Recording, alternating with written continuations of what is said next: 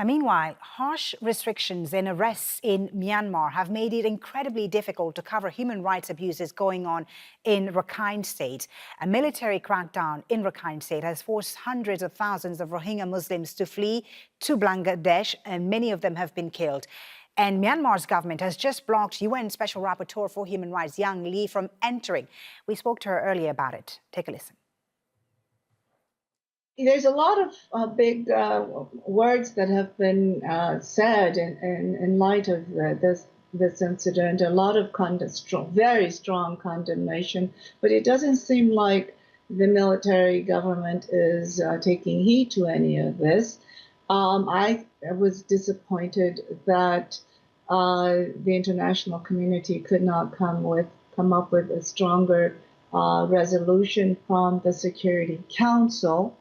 It was a presidential statement, but having said that, it was an improvement. We've come so far from it. We had never, for the first person and the last person, would have never dreamt that Myanmar would choose to go down this path. It was opening up. It was the road to democracy, the transition, the aspiration of the people. All of this pointed to a success story for Myanmar, but I'm really deeply disappointed and very saddened by this decision of Myanmar to deny cooperation with my mandate or with any other human rights mechanisms, and most of all, to silence people who speak out about these kind of atrocities. Now, Andrew, UN officials are facing obstacles from the government in Myanmar, but journalists are also being targeted in the country.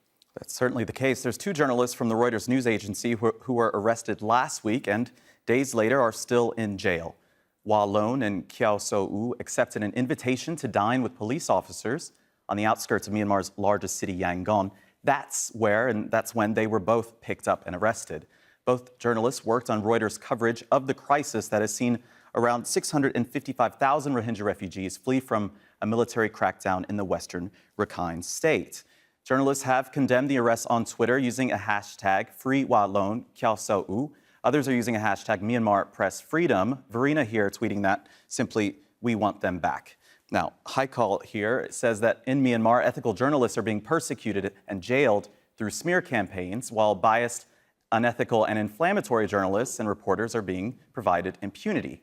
The reporters have been charged under the Official Secrets Act. Myanmar's Ministry of Information posted this photo on Facebook, saying that the reporters illegally acquired information with the intent to share it with foreign media. Now, that law dates back to 1923, when Myanmar, or then known as Burma, was a province of British India. At the time, British administrators worried that rival powers could seek to exploit anti-colonial unrest in its South Asian empire. So the Official Secrets Act covers trespassing in prohibited areas, handling documents deemed to be secret, and communicating with foreign agents. This law carries a maximum penalty of up to 14 years in prison. Section 3 prohibits people from taking images or handling secret official documents that might be useful to a so-called enemy. Legal experts say prosecution under this act have been rare in Myanmar in recent decades, and this is what Reuters had to say.